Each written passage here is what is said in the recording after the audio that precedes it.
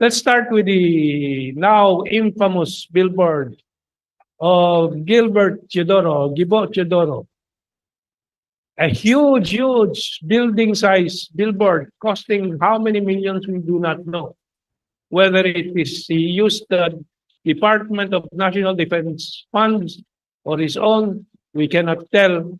But this is obviously a large amount splurged for an election campaign that's still a long time to come. But Gibot Teodoro, having lost all his previous electoral attempts, is trying to use the South China Sea issue as its platform. As some internet commenter said, what is the connection of the South China Sea to this billboard? So this is silly, funny, but most important, opportunistic effort of Gibo Teodoro to use the South China Sea issue as his platform for his senatorial bid. Gibo Teodoro calls out China's creeping occupation. What has China occupied of the Philippine territory? None. There is a dispute over the South China Sea. That is a dispute. That is not occupation. How can a candidate for Senate be so stupid and so uneducated about these issues? Well, I lost my series of. Let me just. Where is it now? Ito. Yeah, okay. So the next. No. Baka nagka. Yeah, I know, but this is not supposed to be the next. Yeah, that's the one. The next slide is Gibo. No? Medyo nagtumano nito. This is at the latest stage. The next one, yeah. So Gibo said, if we don't stop them, China is going to creep into what is within our sovereign jurisdiction. Sovereign, remember, the EEZ is not sovereignty, but sovereign rights. This lawyer does not know the distinction. Sovereign rights is just economic rights, not political rights, not legal rights. And of course, now he adds as a lawyer, our sovereign rights and within our territory. It is not within our territory. Philippine territory is established only the 12 nautical miles from its shores. But who else benefited after reflecting on it, after 8 months of the South China Sea Moro-Moro that started with the Bongbong Marcos pivot back to the United States of America, and the repetitive, almost daily, certainly weekly repetition of these issues in mainstream media. What was the benefit to the star of the show, Tariela? Well, Philippine Coast Guard gets hundreds of millions, if not billions, of funds from the confidential fund of the now enemy of the Bongbong Marcos administration and the politicians, Sara Duterte's Department of Education and Office of the Vice President. But the Philippine Coast Guard vows good use of realigned secret fund from Sara Duterte's offices. Next slide, please. There you have it. Ariela smiling from ear to ear. And of course, we know the wise disposition of the Philippine Coast Guard of resources that it gets, including this. Next slide from COA. Are we ready? Yes. COA flags Coast Guard over purchase of 7.8 million peso SUV.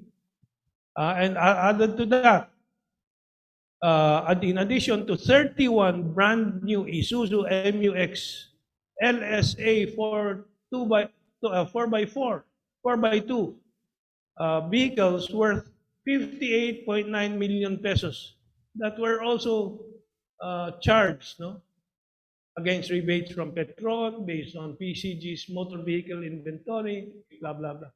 This is what Tariela is very happy about. Now they have secret funds that COA does not have to announce to the public if reviewed. So what is the result? Philippine Coast Guard, Tariela and company gets hundreds of millions of additional funds.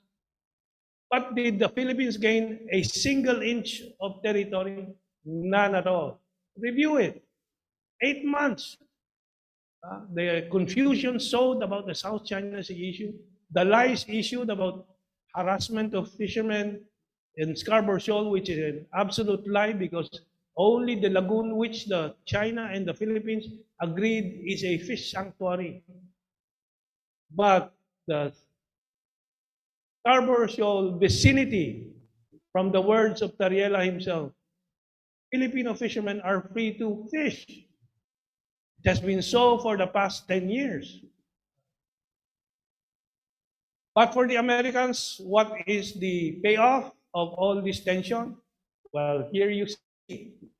This is from the American military magazine, War on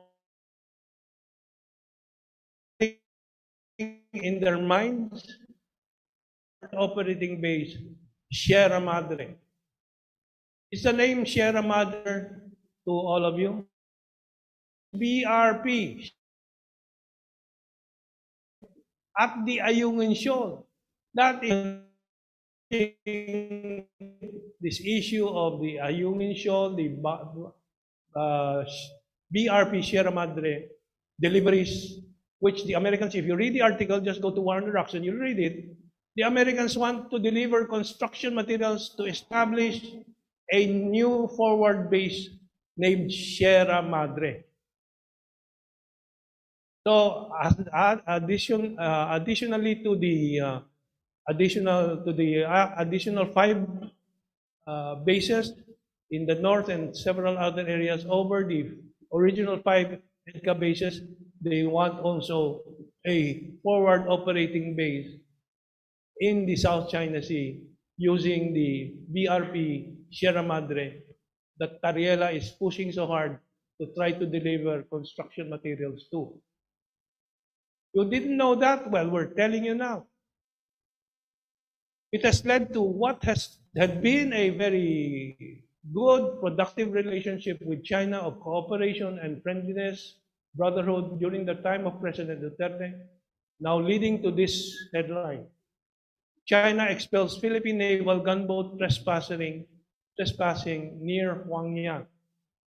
It has come to this, that China has, despite all its patience and transcendence of these petty issues, has issued this warning that China will now take a tougher position on these South China Sea actions from the Philippine Coast Guard and lately from the Armed Forces of the Philippines, with General Browner speaking so frequently.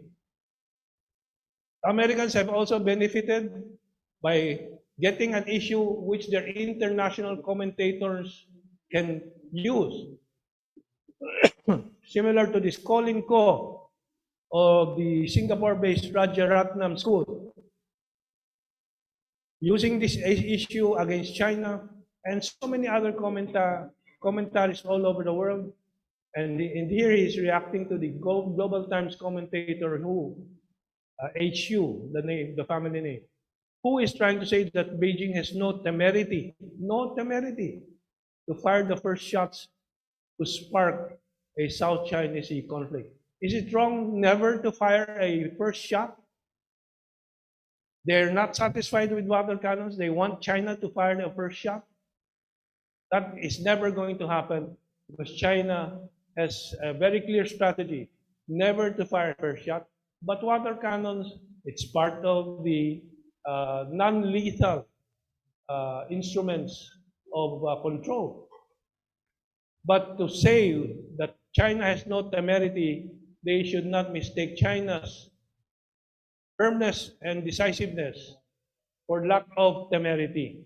Because China defeated the Americans in the North Korean War, China is defeating the Americans in its trade war, China is defeating the Americans in its technology war, with Huawei now surmounting all the problems of sanctions the United States imposed on it. Do we have a succeeding height? Well, of course, this has led to, on the Philippine side, hindi na pumasok. So we'll rely on this. Like a commentator, cartoonist, Pusang Gala, posted by Sasot Rogando to ask, so where is the EDCA now with this tougher position of China? What is the benefit to the Philippines? Nothing so far. And it's not going to happen. And later on, our colleague Ado Pagdinawan will explain why the Mutual Defense Treaty is useless for the Philippines. And let's continue with the next slide. And what is the fundamental truth? Ano bang totoo? Anong tingin ng bansang Pilipinas at ng madlang Pilipino sa issue ng South China Sea? Makikita po ninyo dito sa baba, stopping, defending the integrity of Philippine territory against foreigners. Ilan ang talagang naniniwala na ito ay issue? Makikita po ninyo, 7%. That is September survey 2023. 7% lang. Ang 93% anong sinasabi? Presyo, inflation, presyo ng pamasahe, taas ng pamasahe, siyempre bigas. Ito ang mga issues, President Bongbong Marcos. So stop your diversionary diplomacy at gamit ng South China Sea bilang issue para malihis ang atensyon ng publiko dito sa development ng ating ekonomiya, development ng rice production, pakikipag-usap sa Russia, China, India, para tayo'y makaangkat ng 30% less costly fuel na ngayon ay puro Western companies natin pinagkukunan. Bakit hindi mo gawin yan? Dahil nagpatuta ka sa Estados Unidos Amerikano. So yan po, ating ngayong nakaraan na po ng 8 buwan, nakikita na natin malinaw na malinaw at salamat kay Gibo Teodoro at ang kanyang oportunismo. Inilabas niya ang totoong motibo niya sa pagkakahol tungkol dito sa South China Sea issue. Yung pala para sa kampanya niya na hindi niya mapanalo itong ilang nakaraang dekadang kandidatura niya. Ngayon gusto niya gamitin yung anti-China sentiment na sa totoo lang walang katotohanan, walang basehan dahil only 7% is concerned about defending the integrity of Philippine territory against foreigners. Kasi hindi totoong issue. Moro-moro nga lang yan. At para sa Philippine Coast Guard, mga kongresista, mga senador, mga oportunista, pera lang po yan. At hindi po kapakanan ng taong bayan. And sa Amerikano, nakita natin, para may propaganda material sila laban sa Pilipinas at China sa magandang pagkikipag-ugnayan ng dalawang bansa. Hindi na po ako magdadagdag po rito dahil we have two more topics that are also very intensively loaded with the controversy which we need to clarify, but which expresses the position of the Asian Century Philippines Strategic Studies Institute for this week on these vital matters. Ang susunod po, ang na magsasalita ay sino ka? All right. Thank you, Kamentong, for your opening statements. We appreciate your insights. Next speaker is Ado Paglinawan. He's the anchor of a program, Ang Maestro, on the Katipunan channel on YouTube. He's the author of 3 books entitled The Problem for Every Solution, No Vaccine for a Virus Called Racism, and the new book, The Poverty of Power. He's the Vice President of Asian Century Philippine Strategic Studies Institute. Let us welcome Ado. Opening statement.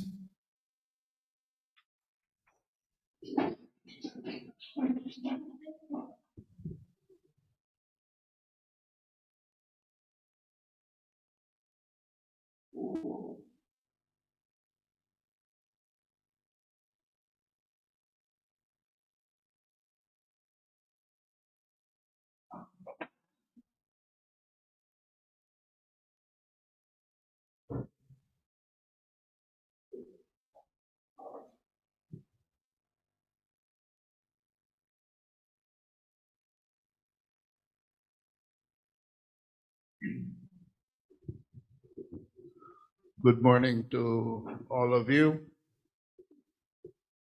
The title of my presentation is What to Do with a 7% presidency.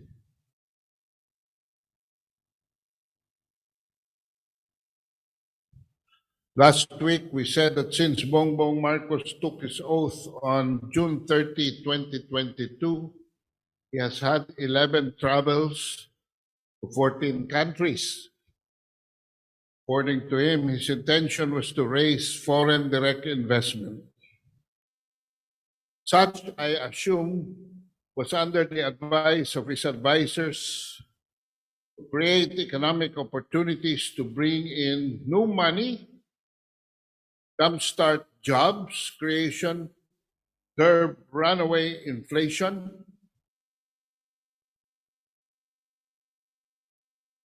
and I agree that this could be a correct strategy, but not under the present circumstances. His Presidential Communications Office, Garafil, even trumpeted that the total in pledges has been 3.5 trillion pesos.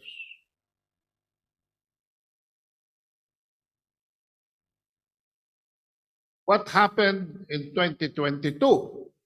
Nothing. Ulela tayo sa foreign direct investments among our neighbors. I will no longer mention Singapore because that is, we're not even 15%. We're not even 10%. Not even 8% of Singapore. Indonesia, 21.4 billion. Vietnam, 17.9. Malaysia, 15.0. Thailand, 10.2.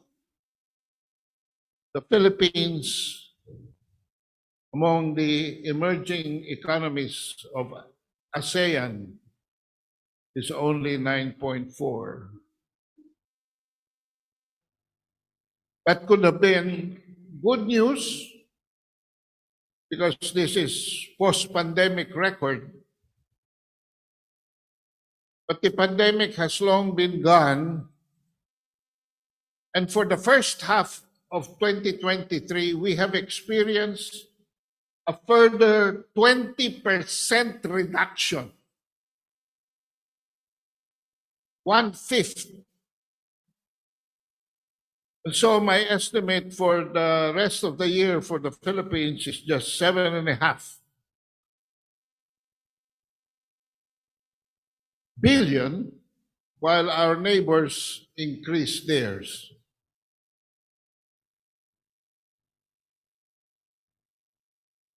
Now let us have some surgery here.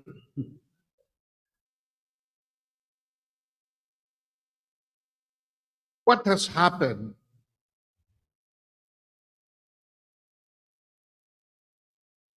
Our president experienced a bulusok, a terrible decline in approval rating by as much, not just double digit, but 15%. From 80 to 65. And I don't think things will happen in the next 3 months. So I expect this to further go down to 45, more or less, by next survey. But he is in denial of the mess he has created.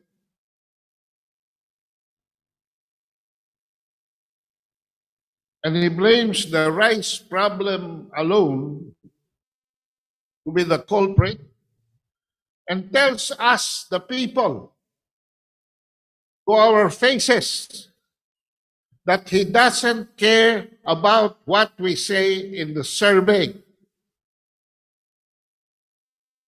If that is not utter insensitivity, I don't know what it is.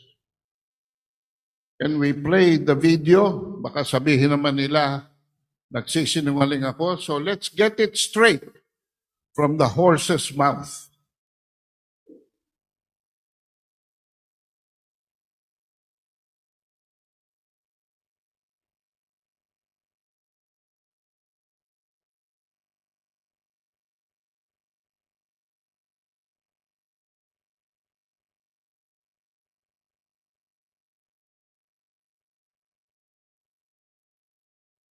Because of the survey, that's not important to me. What's important to me is that we make sure that people that it is affordable to them. It's not. People are having a hard time because because ibang usapan pagbigas. It's different from anything else that any other agricultural product. I completely understand it, and that's why we're working very, very hard to make sure that this comes up again. Not because of the survey, that's not important to me. What's important to me is that we make sure that people have enough to eat and that it is. It's not surprising. There you go. 3 things. First, he blames the rice. Second, he says he understands the situation. And third, the survey does not, he doesn't care about the survey.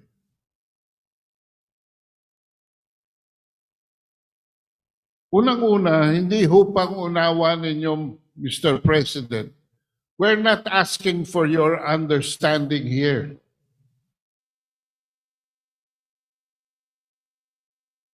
We are the absolute sovereign.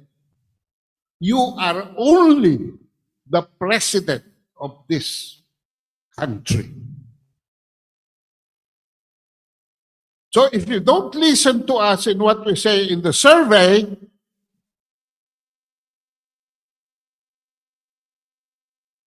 we may have to do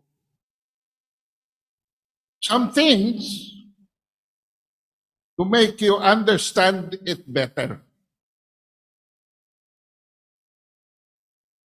Let us look at the house expenditure spent for the past 3 months of the people, of the absolute sovereign. While 95% says their most urgent concern is food, and while 83% says rice, that should sustain the president. However, 61% says other foods aside from rice.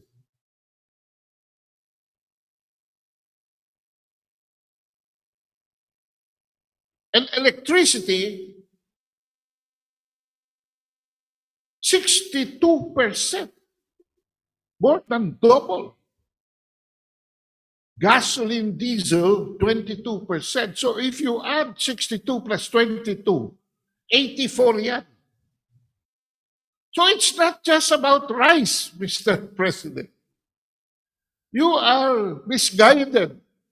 Maybe because ang inilagay mo sa Department of Energy ay tuta ng crony mo na si Aboitiz. Lutilia will not tell you the truth. And of course, other foods you will not understand. Because even Bubi Tiglao has already advised that you resign as Secretary of Agriculture. Wala ka namang naiintindihan dyan. Kundi smuggling at hoarding. Are you holding the position so that you can preserve the smuggling and hoarding among your friends that you have named to media and who are in cahoots with the First Lady? These are open knowledge already, and you're not doing anything about it. You confiscated rice stocks of 4 people that you named as smugglers. But the biggest of them all, Michael Ma, you did not include. Is it because Martin Araneta, the brother of your wife, is the partner of Michael Ma? I am just asking because hindi niyo ho sinasagot yung mga issues eh. Kalat na kalat ito sa social media. You are not lifting a finger to clarify on these relationships of Malacanang to hideous elements, especially involved in agriculture. And of course, medicine, 17, water, 16, LPG, 15, transportation, 13. All of these are double digits.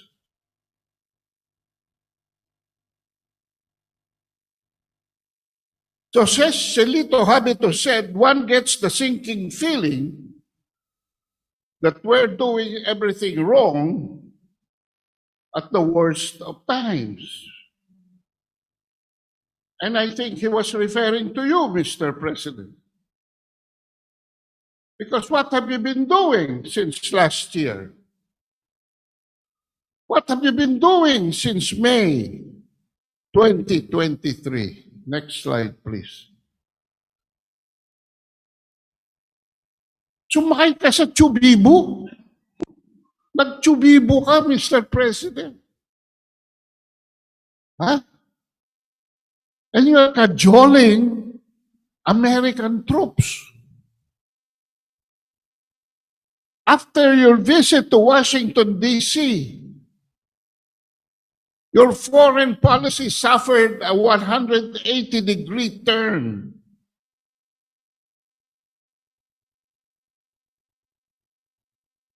And as Mr. Laurel said, nagpatuta ka sa mga Amerikano.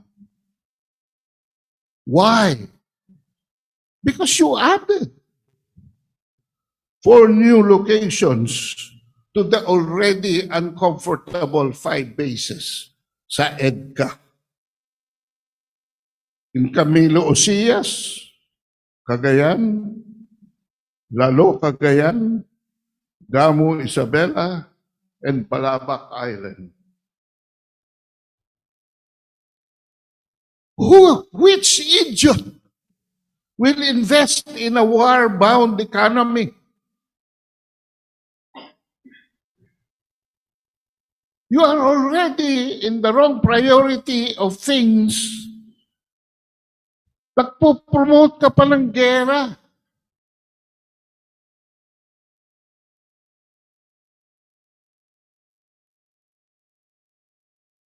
Next slide, please. It's the economy, stupid. Ito ang gera mo. This is your war. Defending the integrity of Philippine territory against foreigners. 7%. That is the war of Marcos and the Americans.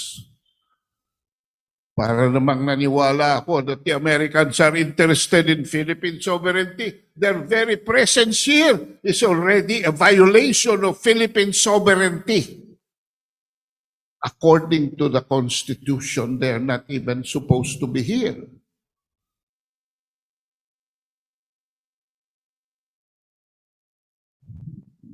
What is the people's war? Ito ang gera ng sambayanang Pilipino. Controlling inflation, 74%. Increasing the pay of workers, 49%. Creating new jobs, more jobs, 27%. Reducing the poverty of many Filipinos, 25%.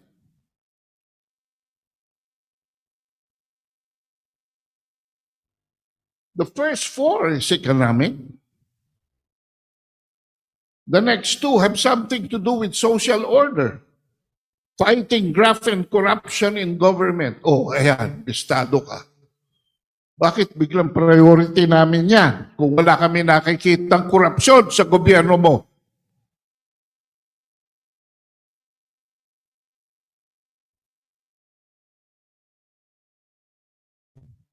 At dahil wala sa lugar ang prioridad mo, we now have as a priority fighting criminality. Eh wala na yan sa priority namin noong panahon ni Duterte. Because the streets were safe. And then look, the next is again economic, providing assistance to farmers including selling their products. Ini-insulto ka na. Agriculture yan eh.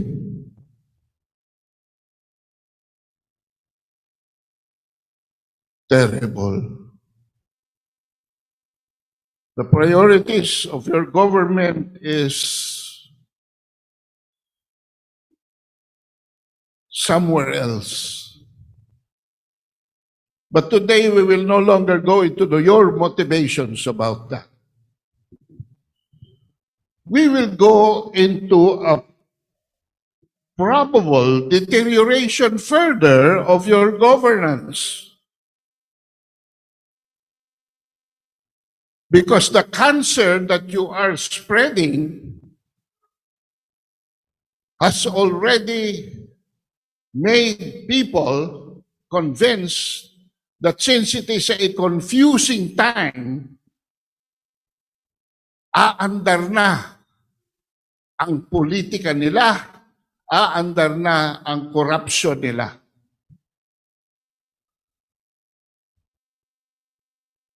And this is,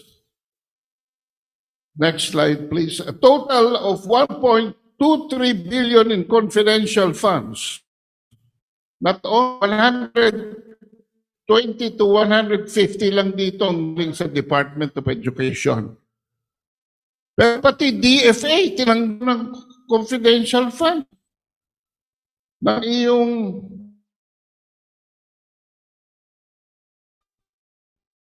agencies involved in protecting territorial rights in the West Philippine Sea. Yung billboard kanina ni Gibo also shows that he wants to succeed you as the 7% president. Pareho kayo ng plataforma.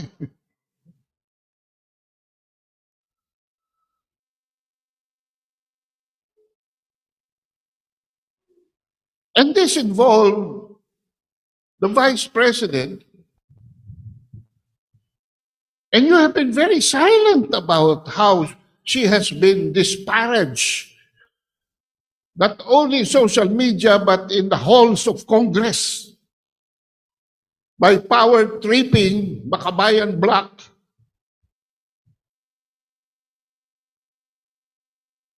Wala namang sinasabi kung anong tinitira nila. Titira lang nila yung confidential fund at yung vice president. Wala naman sinasabi kung bakit. Pero finally, reveal na through Digong Duterte where the money went.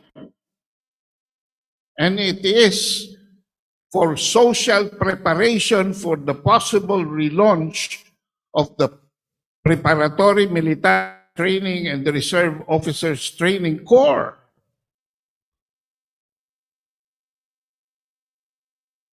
So inconsistent ka.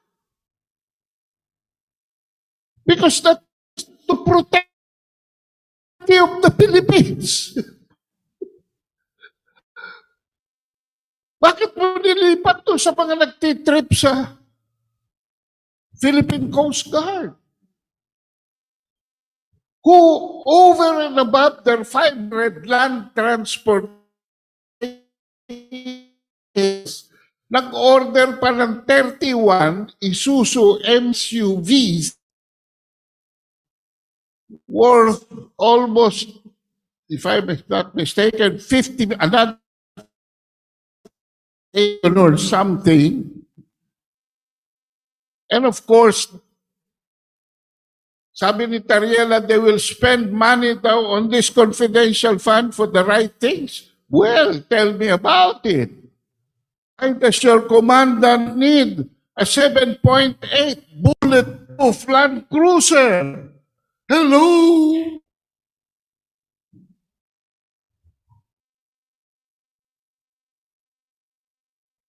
Para pa mga kabansa, nilolo ng mga hayupak.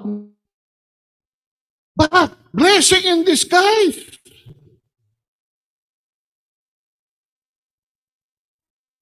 Because the truth will always set us free.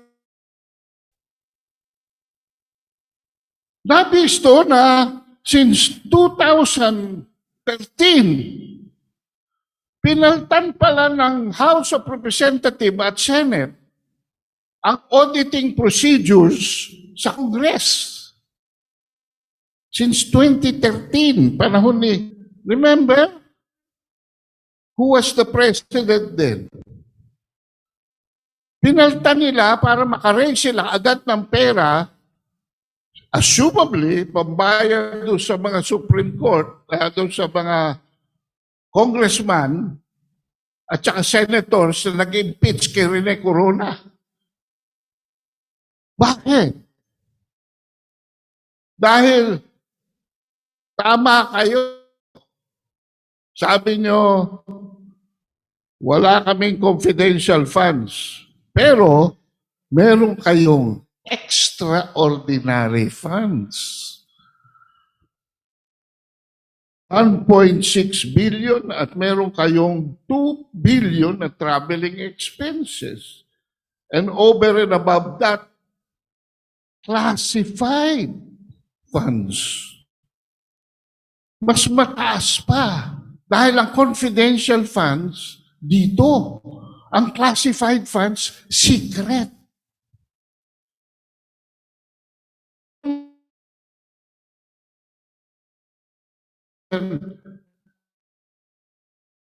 And the speaker,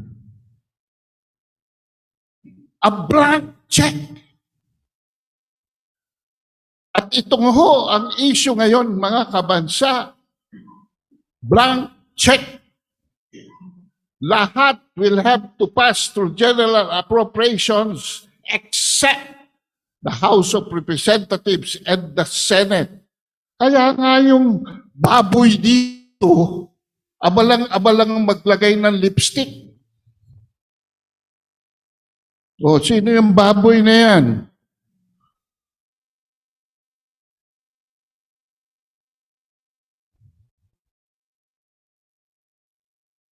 Hindi ko na kayo pagagalitan. Joshua, i-play mo na lang yung tape para pagalitan sila.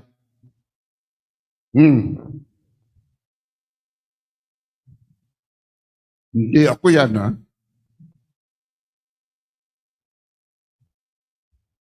Merong galit na galit sa inyo.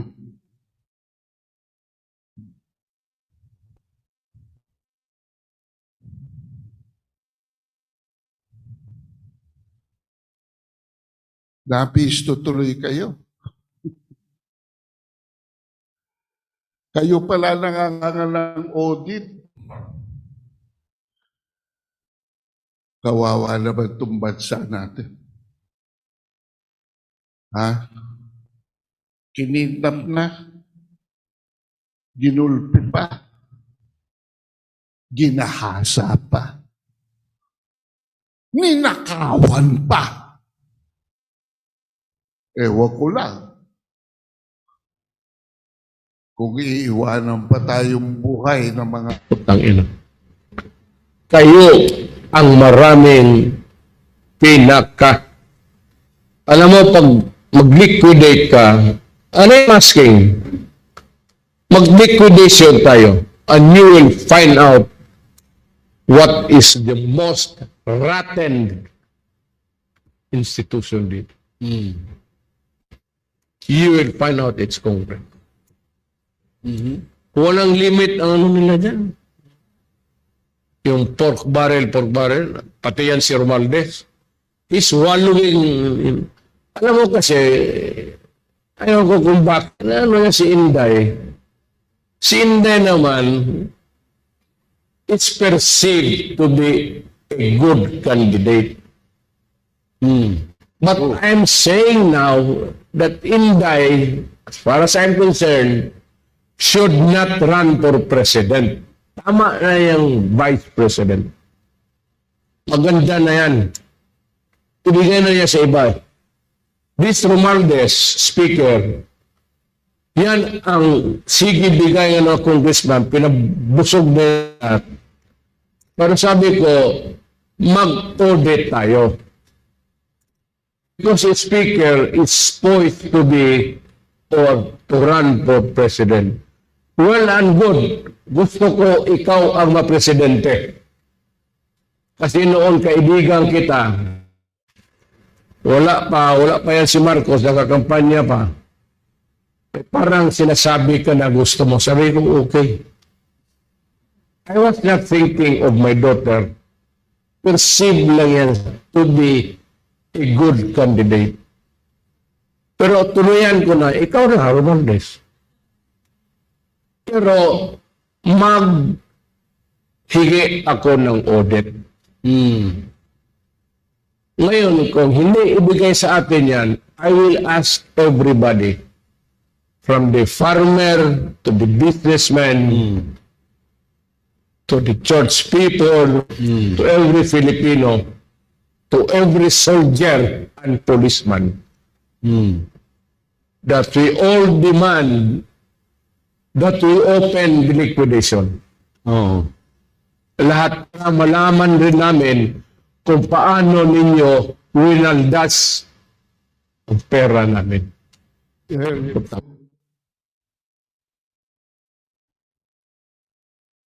para bang, tama ba dinig ko? People power?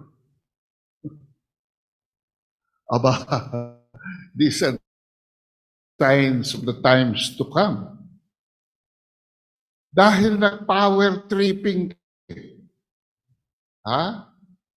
Para bang nung bumalik kayo sa poder, wala nang makakabangga sa inyo. Pero sino ang inapakan nyo? This is a monumental embarrassment because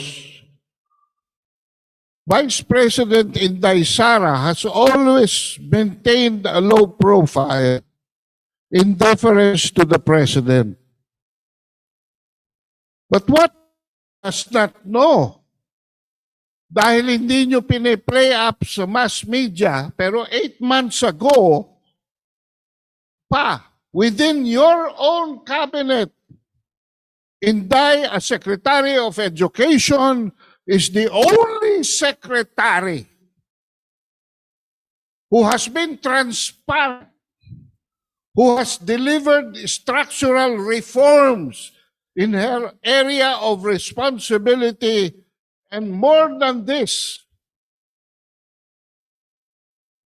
her matatag program reforming the entire Department of Education and our entire system of basic education, had a roadmap for staggered completion up to 2028 and is intended to position our young minds, our next generation, build competitiveness throughout the first century.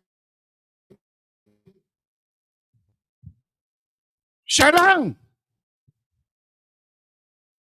Name me any other cabinet department na alam ninyo kung ano ang gagawin na up to 2028. I challenge you kung meron kayo. How do I prove that? Simple lang. Ito, nilaunch 8 months ago. Joshua, let them the full disclosure. Iniipit nyo ang achievements ni Sara Duterte. Bakit? Siya lang ang nagdi-deliver sa entire cabinet, sa entire executive department. Isama mo na ang legislative arm. Pagsamahin mo na. And you will come up to the conclusion that it is only Sara who is doing her job. Judge for yourself. Inilunsad na ng Department of Education o DepEd nitong Webes ang binagong Kinder to Grade 10 curriculum o matatag K-10. Layunin nito na i-decongest ang kasalukuyang curriculum at bawasan ng mga subject na nagpapahirap hindi lamang sa mga mag-aaral, kundi maging sa mga guro. One of the issues discovered was that the curriculum was overloaded with too many lessons or subjects.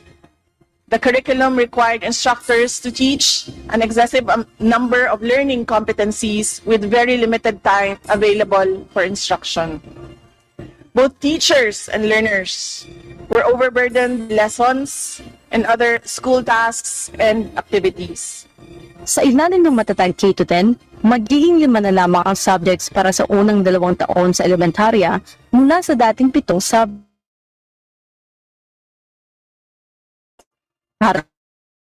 subjects. Reading and literacy, mathematics, makabansa at good manners and right conduct o GMRC. Pagdating ng grade 2, papalitan ng Filipino at English ang language at reading and literacy subjects. Idaragdag naman ang science pagtunang grade 3, kaya magiging 6 na ang subjects. Pagdating naman grades 4 to 6, madadagdagan pa ito ng 2 subjects. Technology and livelihood education o TLE at MAPE o music arts, physical education and health. 8 rin ang subjects mula sa grade 7 hanggang grade 10 pero papalitan na ng values education and GMRC. Ayon kay Vice President Sara Duterte, isasama na rin sa mga subjects ang peace education. The new K-10 curriculum will integrate competencies,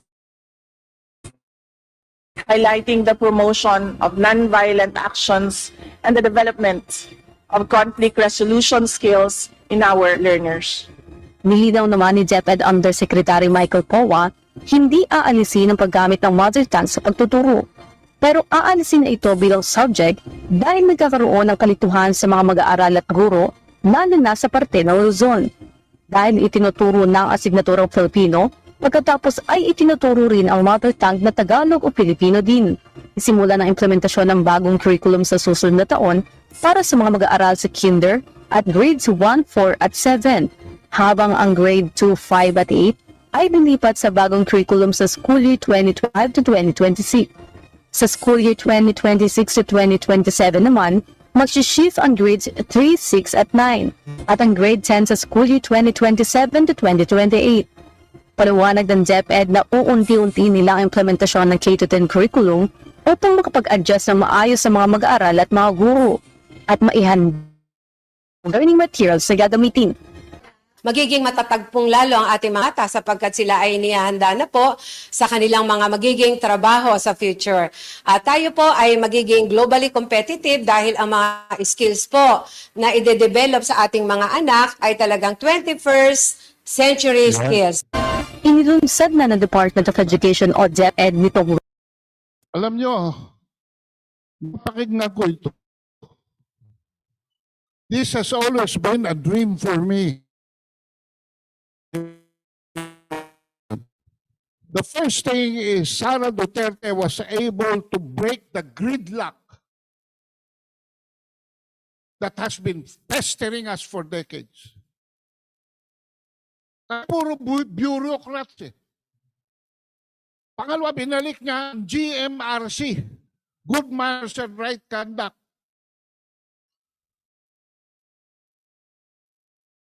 which, when entering the higher grades, will become value formation. Dahil makadiyos ang ating bansa. Pangatlo, nakita niyo ba yung isang subject? Makabansa.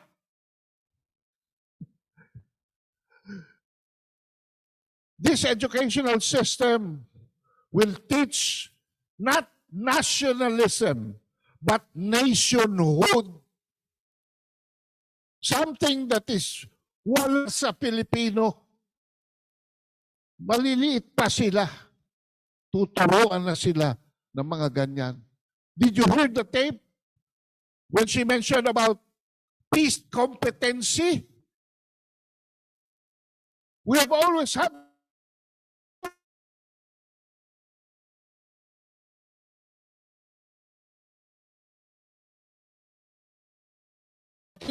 will deal. Make resolution. Non-violent.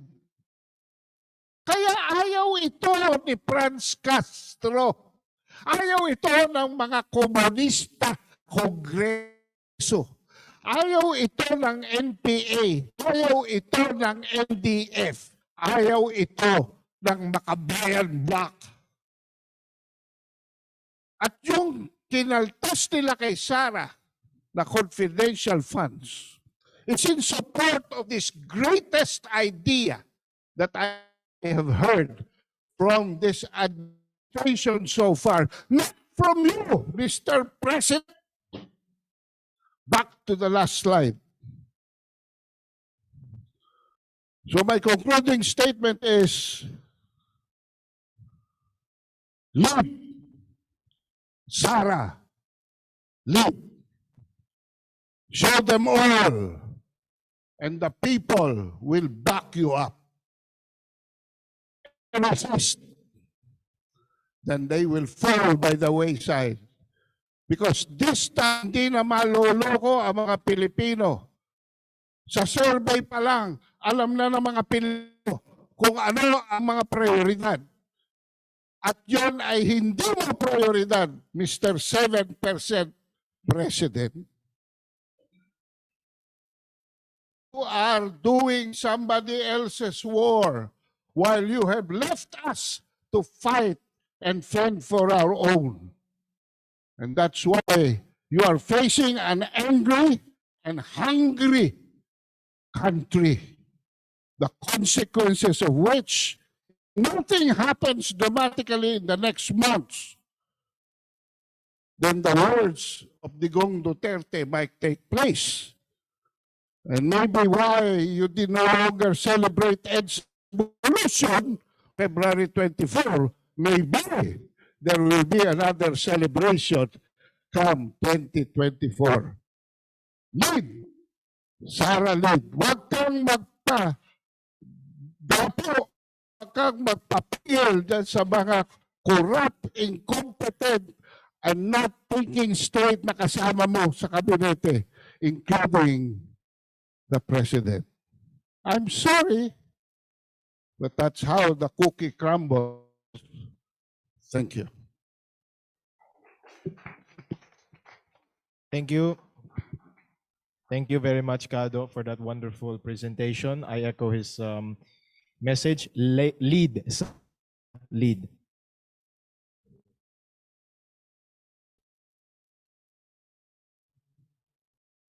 Are there any questions from Zoom or in the audience about Kado's presentation on the 7% President and lead, Sara, lead? If not, we'll defer later, if that's okay.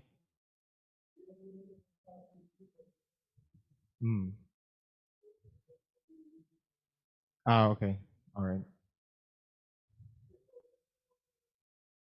Okay, so I will be your next speaker, and I will be talking about the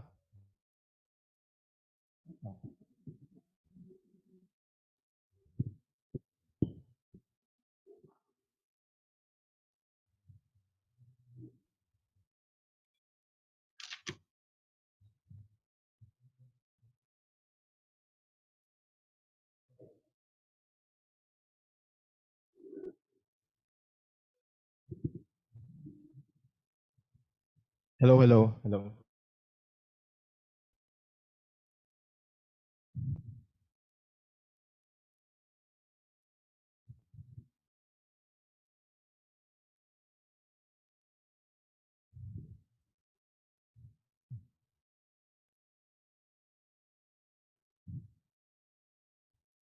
Josh, the my person.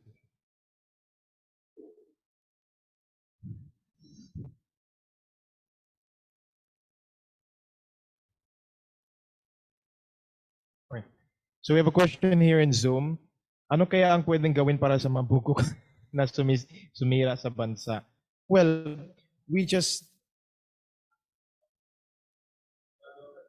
we have a question. Ano kaya ang pwedeng gawin para sa mga bugok na sumira sa bansa?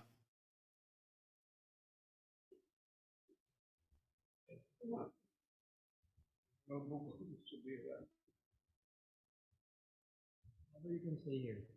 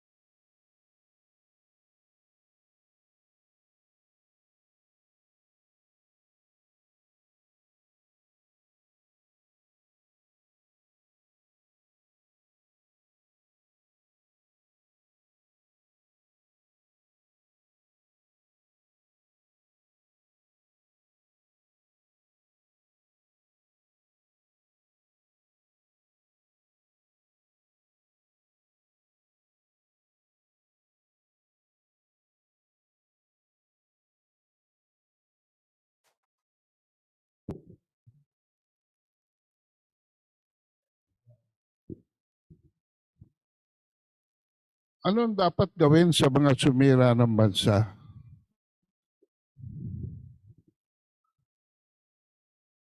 Po, the present administration is dealing with governance on the symptomatic level. But when the people voted for Digong Duterte, which signaled to me the demise of the EDSA revolution from 1986 to 2016, it was a signal already that we can no longer deal with just symptoms. Why? With what I have just told you, as has been exposed mainly by our colleagues Sas Rogando Sasso and former President Duterte and Harry Roque, who was a former congressman, the most corrupt institution in this country is the legislature. And on 2013, they have even made that stick by canceling all kinds of liquidation. In other words, if we allow 100 billion for the House of Congress and the Senate combined, or I don't know what the total budget is, we have virtually written a blank check for all of them to steal the money.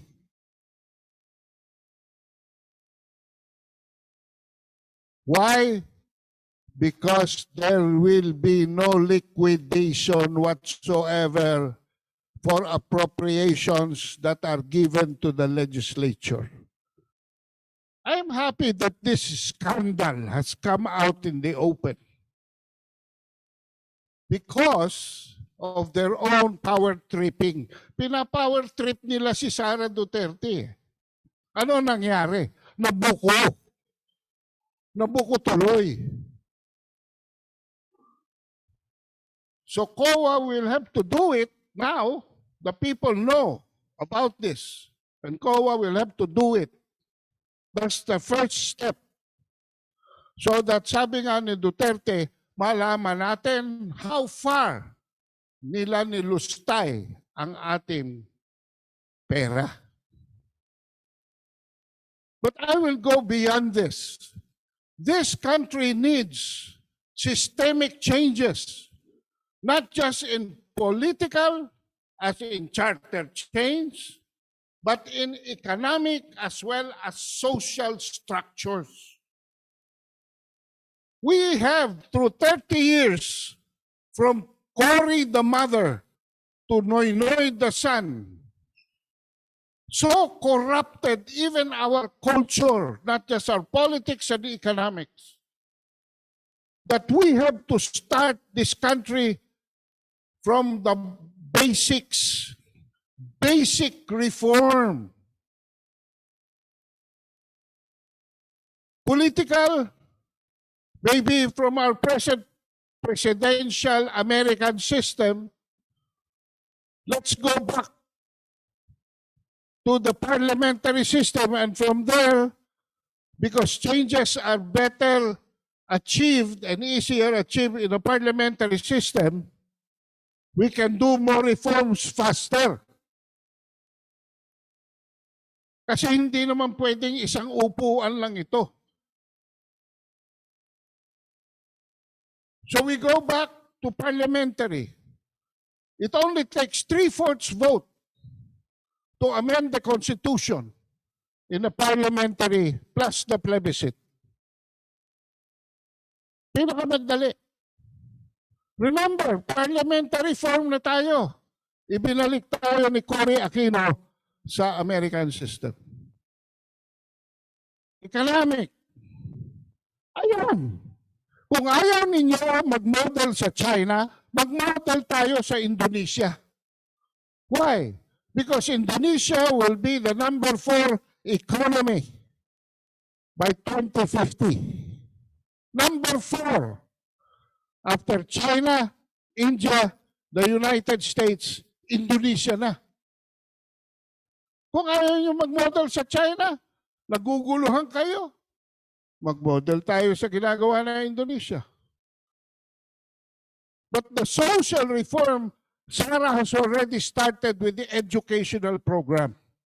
Ganyan ka-importante ang achievement ng Vice President Sara Duterte na walang pumapansin.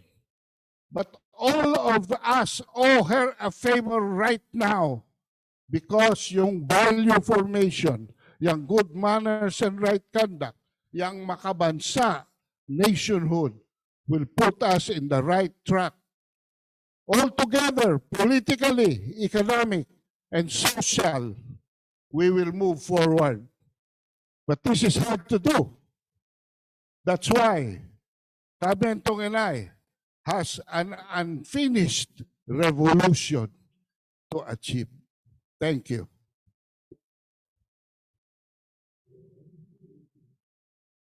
Thank you.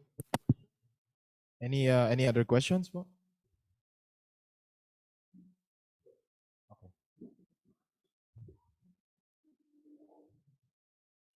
Thank you, Kado.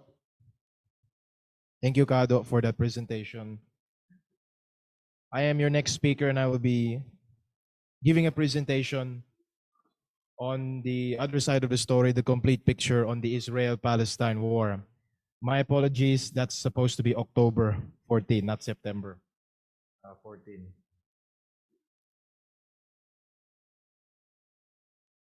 Next slide, please.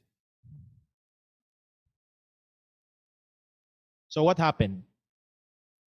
On October 7 to October 8, last weekend, Hamas, the Palestinian militant group, launched surprise attacks on Israel. Thousands so far have been dead on both the Israeli and Palestinian side. Over 100 Filipinos are seeking repatriation from Gaza, that is the Palestinian territory. 2 Filipino nationals, unfortunately, were killed per the Department of Foreign Affairs. 3. There's an update. 3 Filipino nationals were killed per the Department of Foreign Affairs. President Marcos condemns the 2 killings and says the Philippines stands with Israel. Next slide, please. So these are the 2 Filipinos. May they rest in peace. There was a Filipino caregiver who was killed in Israel. He was planning a Christmas surprise for his mother. Unfortunately, he was not able to make it. And another Filipino nurse who chose to stay with her patient was shot to death in Israel. And another, I just received this information, another Filipino national has been killed in this conflict. Next slide, please. So what is my statement here? Of course, we offer rest in peace to the 2, now 3 Filipinos. In the situation between Israel and Palestine, we are pro-Filipino interests above all. We are concerned about our OFWs and our nationals. We support a 2-state solution for an independent Israel and Palestine advocated by the United Nations that has not been implemented completely. We condemn terrorism on both sides. We recognize states' right to self-defense, legitimate self-defense. However, we recognize the colonized's right to resist occupation. And most importantly, we pray for peace. Next slide, please. Now, here are our guiding principles. This is Senator Amy Marcos released a statement a few days ago this week, and which led some our colleague Sas Rogando Sasot to give the caption #Tamang Marcos. Because in contrast to her brother, the president, gave a statement immediately. We stand with Israel. But let me just read some parts of her statement here. The conflict is not just days old but centuries deep. The struggles of the Israeli and Palestinian peoples deserve equal regard and are beyond the simplistic narrative of good versus evil. This will be another drawn-out war of global proportion with no certainty of prompt and peaceful resolution. Our primary concern should be the safety of nearly 25,000 overseas Filipino workers and the many Filipino tourists and pilgrims now in Israel and more than 2 million Filipinos throughout the Middle East. The Middle East is also part of Asia, West Asia. Our distance, this is the important thing, our distance from the main arena of conflict will not insulate us from violence. As an ally of the United States, which has committed military support to Israel, we risk retaliatory attacks from militant Hamas sympathizers that a protracted war will likely provoke. Our government has a long, complex, and arduous task ahead. May its foreign policy decisions truly uphold Filipino interests now and in the future, informed by a keen sense of current events and the lessons of history. Next slide, please.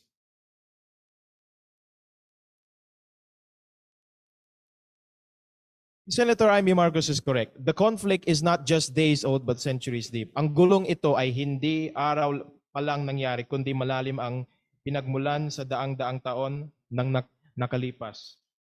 This should be our first guiding principle. Next slide, please.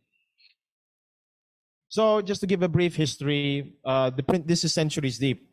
The attacks that Israel received from Hamas is not something just came out of nowhere. There was the history. I'm not going to go through it. You can look through it yourself. The history. Next slide, please. And then, of course, so in 70 AD, the Jewish people, the ancient Israelites, they left the land which is now in Palestine, Judah, and then they scatter when the Roman Emperor Titus destroys the Jewish temple. And since then, until 1948, they did not have a state. They were scattered all over Europe and all over the world. Next slide, please. Okay, but going back to my the slide, there's this myth I've seen among the circles, because we are a religious country, a Christian country. We see a pattern here that according to the record, that every time that the Jewish people disobey their God, they scatter. And after repentance, they return to their land. In fact, there are Jewish people also, like the Norai Karta, who they believe that Judaism does not necessarily mean that they need a state to practice their religion. That's here are some Jews who reject the ideology of Zionism, the idea that the Jewish people should be able to have a national homeland. Next slide, please.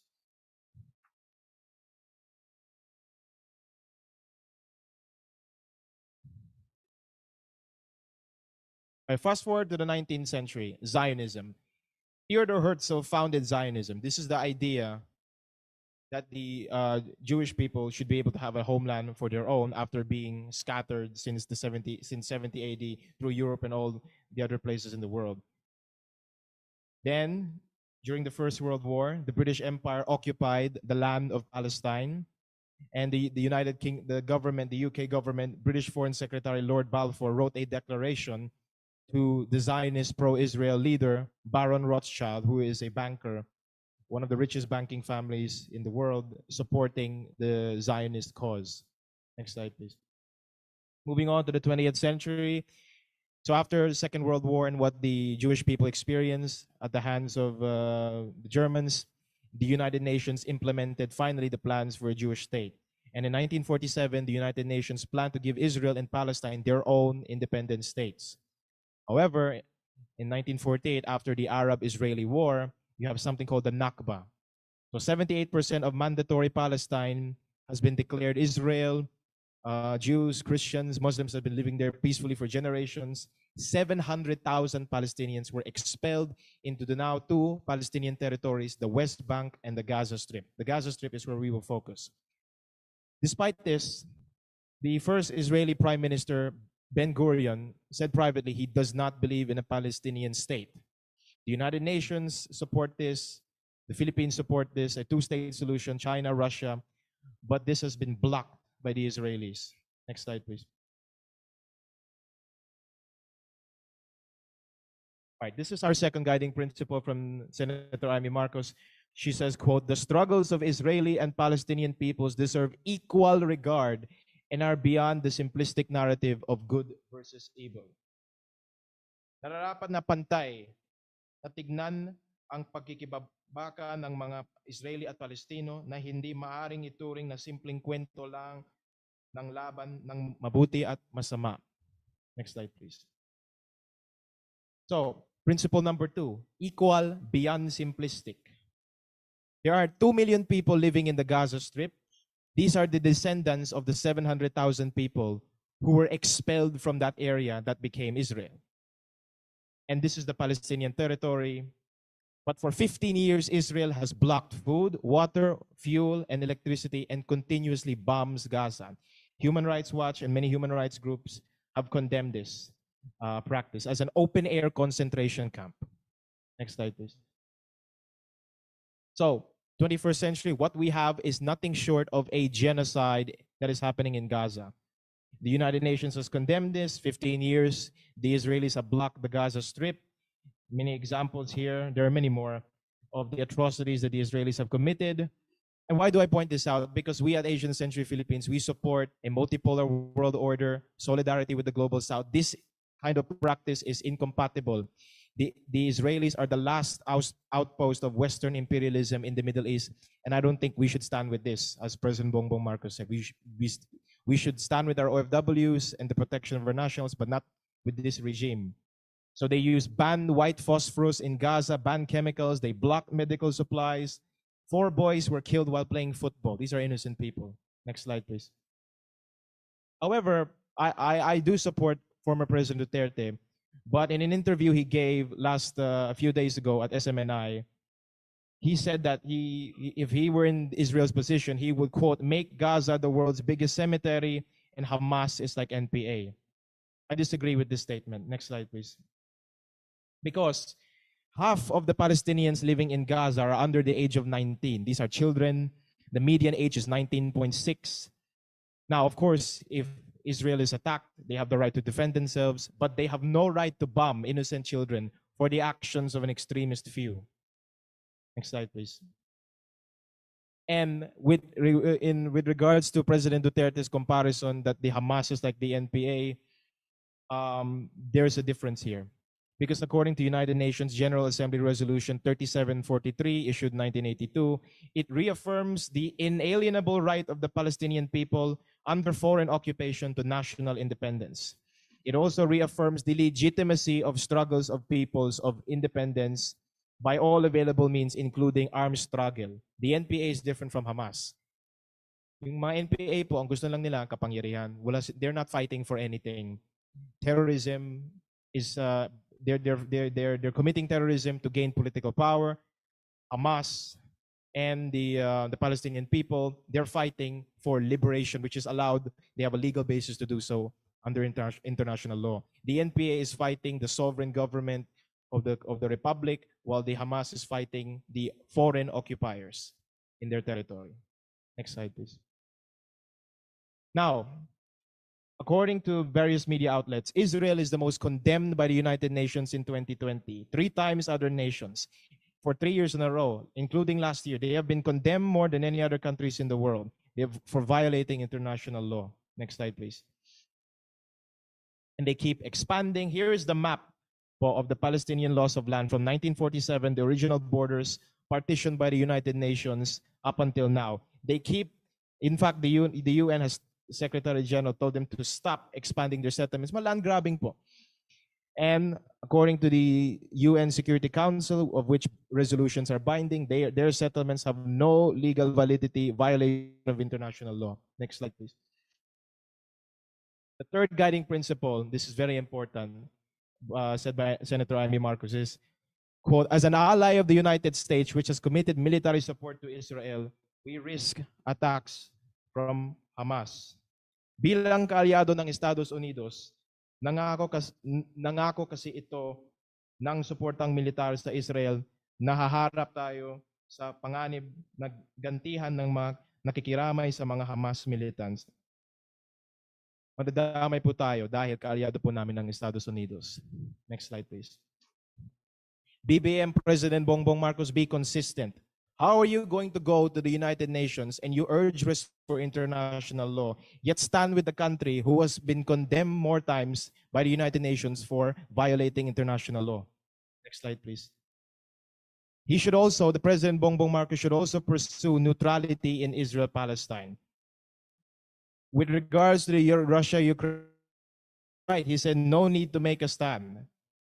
We are concerned about our nationals, locate and account for the Filipinos in Israel, but that's it. We don't need to take a stand. We should also pursue neutrality in this situation. Next slide, please. And Amy Marcos' statement that Hamas, since we are an ally of the United States, Hamas, we risk attacks from Hamas. That's an accurate statement. Because Bongbong Marcos said himself, siya mismo, from the horse's mouth, EDCA has nothing to do with training. This is EDCA, US military bases in the Philippines. It has nothing to do with increasing Philippine armed forces capability, but for war. It will be clearly for the use only of United States forces. That implies that this is now a US base. You can watch the hearing, Committee on Foreign Relations hearing on EDCA, December 1st, 2014. Hamas, the Palestinian militant group, will target US assets like EDCA. Next slide, please. So we at Asian Century, we reiterate our message. No to war, no to US bases. We still have to kick every single American military bases out. As Kado said a while ago, the mere presence of American military bases is a violation of the Constitution. Next slide, please. However, many people were questioning over the weekend how Israel and Mossad, the most advanced intelligence agency on par with the CIA and the MI6, how were they caught off guard? An Israeli newspaper, Haaretz.com, reported Prime Minister Benjamin Netanyahu in 2019, he's still the Prime Minister of Israel today. In fact, there was a survey conducted that 80% of Israelis blame the Israeli government, the government of Prime Minister Netanyahu, for their negligence that led to the attacks in the first place. But this is an interesting quote. He says, quote, this is the Israeli Prime Minister, anyone who wants to thwart the establishment of a Palestinian state, to block the creation of a Palestinian state, has to support bolstering Hamas and transferring money to Hamas. Netanyahu told his cabinet members in March 2019, this is part of our strategy. Why would you say that? To block the establishment of a Palestinian state, you would give money, you would arm the terrorists who are now attacking you. This is what many commentators call blowback. You know, you bear the fruits of what you reap. Next slide, please. Yeah, this is from The Intercept, an American article. It says, in fact, even Israelis admit this. General Yitzhak Segev, Israeli military governor in Gaza, told a New York Times reporter that he helped finance the Hamas Palestinian Islamist movement as a counterweight to the secularists and the leftists, yung mga kaliwa, of the Palestinian government. And Hamas, to my great regret, is Israel's creation. Avner Cohen, a former Israeli religious affairs official who worked in Gaza for more than 20 years, who told the Wall Street Journal in 2009. They bear the fruit.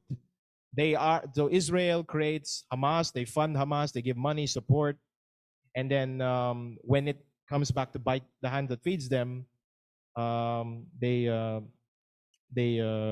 get karma, so to speak. Next slide, please. Now, be very careful of what you see and read in social media po, no? Dahil may tinatawag po namin ng atrocity propaganda. These are stories which are real or exaggerated or even not real, designed to emotionally manipulate you into supporting war. For example, we've heard reports. Hamas, the Palestinian militant group, kills 40 babies and children, beheading some of them. Now, of course, this is true. If this is true, this is condemned. Israel should enact retribution, and they have the right to self-defense. But even the American White House, Joe Biden, has not seen pictures of these beheaded Israeli children. There's no evidence of this. Next slide, please. This has been done by the West before to get public support for a war. Remember, the 15-year-old Naira's false testimony in front of the U.S. Congress on 1990, or how she saw when the Iraq government invaded Kuwait, that there were stories of babies being taken out of the incubators and left to die. That was a false statement. That was a hoax. Next slide, please. Many examples of this. In 2003, the U.S. Secretary of State, I think, Colin Powell, went to the United Nations and brought this vial of anthrax, which is to prove weapons of mass destruction, to justify the illegal war in Iraq for oil and so on and so forth. But there has been no evidence of weapons of mass destruction. They were only there to take the oil. And the CIA's final report, no WMDs. And in 2010, the Syrian government was accused of gassing its own people with chemical weapons. And it was a fake video produced by the White Helmets, funded by the US. These are friends of ISIS, the terrorist group. So be very careful what you read in the media, because those stories of atrocities, of human rights abuses are designed to manipulate you to get public support for a war. Next slide, please. Now, this part will be a little bit controversial because according to my study, what I've found is that Israel and Palestine have been fighting forever. But the problem is there are people who are giving moral support to them, and which I call the Amen corner. Christian Zionists, Christians who are Christian, but they support the ideology that the Jewish state should exist. Now, this fourth principle by Senator Amy Marcos, she says, quote, its primary concern should be the safety of many Filipino pilgrims now in Israel. This has not been reported by the media, no? Next slide, please. But the Israeli government is persecuting Christians there. There is a video of Asian pilgrims. I don't know if they're for Singapore, but they're Asian pilgrims. And there's a video of the Jewish people and the Israelis, even their children, spitting on Christians. I think what they need is also good manners and right conduct, spitting at them. And in fact, the Israeli minister in charge of crime and police, he says that it's an old Jewish tradition. It's not a crime. You know, and this has been happening for decades. 2004, Haaretz, an Israeli newspaper, Christians in Jerusalem want Jews to stop spitting on them. Next slide, please. Not only is this assault, this is a hate crime. And even the head of the Roman Catholic Church in Israel, the patriarch, they are a danger under this right-wing government. They're suffering. The churches are being desecrated. Statues are being destroyed. Cemeteries are being desecrated as well. A few months ago, 2 Israeli members of parliament proposed legislation to outlaw sharing the gospel, and violators would be sent to prison. Times are also soaring this year. Next slide, please. Now, we have a Filipino um, um, political commentator, you could say. He's a columnist at the Business World. Business World. He's a professor at the University of Asia and the Pacific, Jeremy Gatula, Dean of Law, and he posted this. Israel now at war with Palestine. If the Philippines has any sense, it should immediately declare complete unmitigated support for Israel now. Hashtag I stand with Israel. My question is, why is a Filipino Catholic a die-hard Israel supporter? After seeing what they do to the Christian Filipinos there and the pilgrims there and the really inhumane acts, which I think whether from which religion you come from, you should condemn. The use of white phosphorus, the bombing of children, the 15-year blockade of medicine, food, water, and electricity. Next slide, please. Now, this is the Israeli defense minister. They have now announced as retaliation for the Hamas attacks, complete siege of Gaza, where 2 million people live, half of them children. And they announced a total blockade. This is the defense minister. Ban on food, electricity, and fuel. They're going to either let them starve to death. And not only that, they have given them, I don't know if it's the time has come, but they have announced yesterday 24 hours for the for Palestinians to evacuate Gaza. The problem is they're blockading the exits. They're bombing the exits so the people can't leave. This is the Israeli defense minister. He says, quote, "We are fighting against human animals. This is not the Asian way. This is not the Filipino way. This is not the Christian way. This is not the human way," to refer to other people as human animals. Does the Philippine government want to stand with this? I understand standing with our OFWs and rescuing them, but this is not someone who would like to, if we are to pursue a multipolar world, a just world, a pro-humanity, this is not the government we want to stand with. And also, for Jeremy Gatula and the other Christian Zionists, blessed are the peacemakers. Do these people sound like children of God to you? Complete siege, human animals? I don't think so. Next slide, please. Now this is theological, and this is my opinion here. But Jews are no longer the chosen people of God since they reject Jesus the Messiah.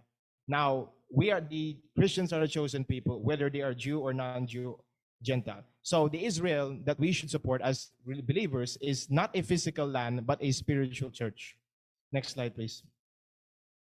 Now, the creation of Israel, because I've seen many of our colleagues, a colleague of ours, and many Christian Zionists in the Philippines, they say that the creation of the state of Israel in 1948 was a fulfillment of prophecy. Here's why that's not true. Because the Jewish people have not accepted Jesus as their Messiah. If you reject the Son, you reject the Father. It was a project of the United Nations and the Rothschild family. The Rothschild family possessed the largest private fortune in the world. And he admitted, this is Jacob Rothschild. Remember earlier, the Zionist movement was started in the First World War, implemented when the British government wrote a letter to Lord Balfour as a Lord Rothschild, declaring the United Kingdom, the British government support for the state of Israel. Next, please. All right. Next, please. Next slide. Yeah. So, what is this ideology that enables believers to support this ideology? There was something called the Schofield Bible. I'm not going to go into detail. You should research this. The Schofield Bible, the book that made Zionists out of Americans, evangelical Christians.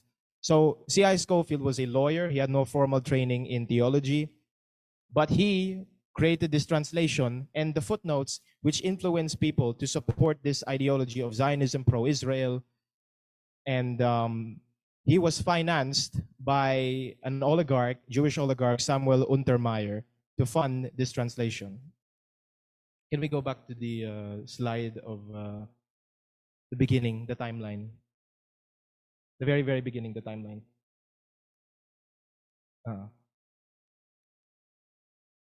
So this is just my personal message to the Christian Zionists like Jeremy Gatula and some of our colleagues. Next.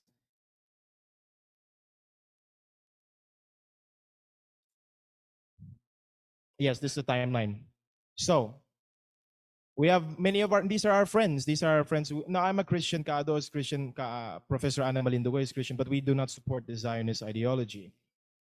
So this is the timeline. Ancient Israelites left the Egypt with the prophet Moses. Then they were not allowed to enter the promised land because they did not believe in the God of Israel. They wandered for 40 years. It was their children who believed, who entered. Then the Israelite nation became ruled by kings, built the temple, etc., etc. Next. Then they were exiled into Babylon for idolatry. Then their temple was destroyed. But after 70 years, they returned to Judah, that is Israel, the promised land, and they rebuilt their temple.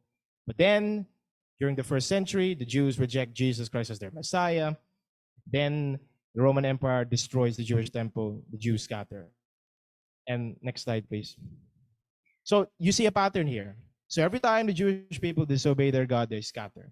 But after repentance, they return to their land. My message to Jemmy Gatula, UANP, Dean of Law, you're a Filipino and you're a Catholic. Why do you support this genocidal, evil regime in Israel conducting genocide on the Palestinians?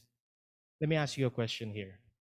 When the Jewish people returned to their land in 1948, was it the will of God or was it the will of the Rothschilds and the United Nations? Please do not confuse the two. The last slide. I don't know, the statement of Senator Amy, the first statement. Yeah.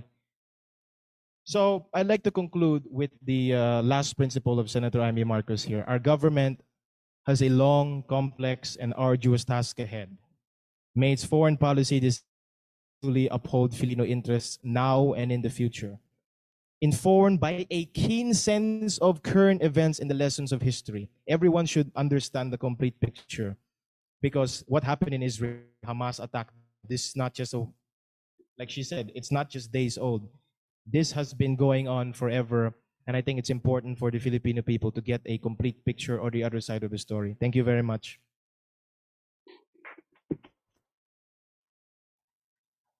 Are there any questions from Zoom or in the audience?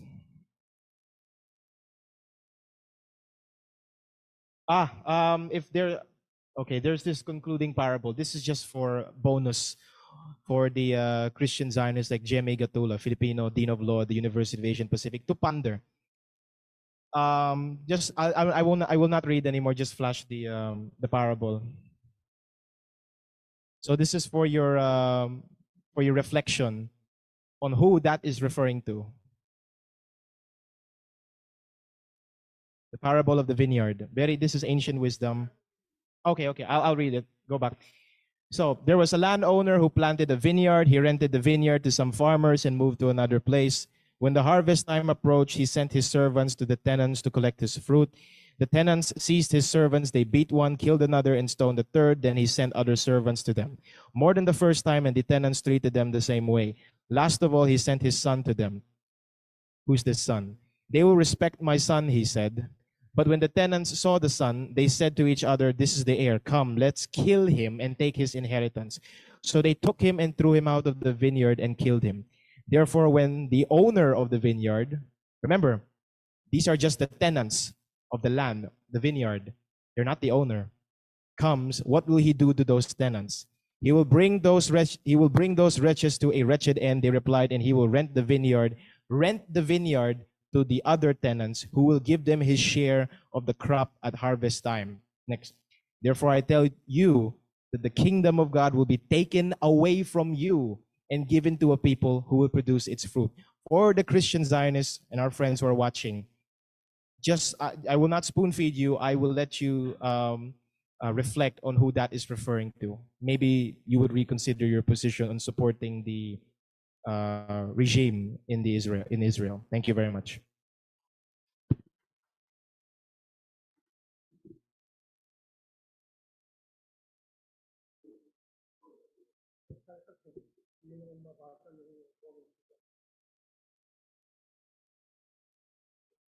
So, pasensya na po. There are a lot of initial problems sa ating setup. So that's why pinapagpatuloy natin next week. I hope we have the connection na sa wired internet. At babawasan ng kalat kasi we'll have a monitor, TV monitor instead of a screen. At yung camera, gagamitin natin dahil lalakas ng ating internet. cellphone camera na lang para wala nang clutter, wala naman public marami. At yung ibang mga kasama natin ay makakaupo na rin dito sa kabila. So we will start inviting all the members of this media group here. Mabibigyan natin ng membership card. So dahil napakaraming mga estranghero na hindi natin kilala kung hindi po natin i-limit yan. We want to support social media. Kasi ang mainstream media po, kontrolado ng mga may pera. Tulad ng Manny Pangilinan, Ang, meron silang mga tinutulong ng agenda. Kaya nagiging popular si Tulfo. Ano ba yung Tulfo yun? Yung TV5? Si Erwin ba yun? Yung senador. Dahil sa pagtutulak ni Pangilinan. Na hindi dahil magaling siya. Si Noli De Castro, naging vice-presidente. Hanggang ngayon, 40 pa. Ano marinig mo kay Noli De Castro? Wala. Pagbaba-stalking head lang talaga. So, pag-asa natin social media. Tutulong tayo sa social media. Haba pa ang daan na tatahakin natin, mataas pa ang bundok na i-upload natin. Pero yan po ang laban natin. Katotohanan po ang siyang magpapalaya sa taong bayan. So we close the session today because I also have to run to a meeting. Please enjoy yourself. We have sobrang food. At hati-hati na lang yung mga gusto mag-uwi ng pagkain. Thank you very much. Salamat.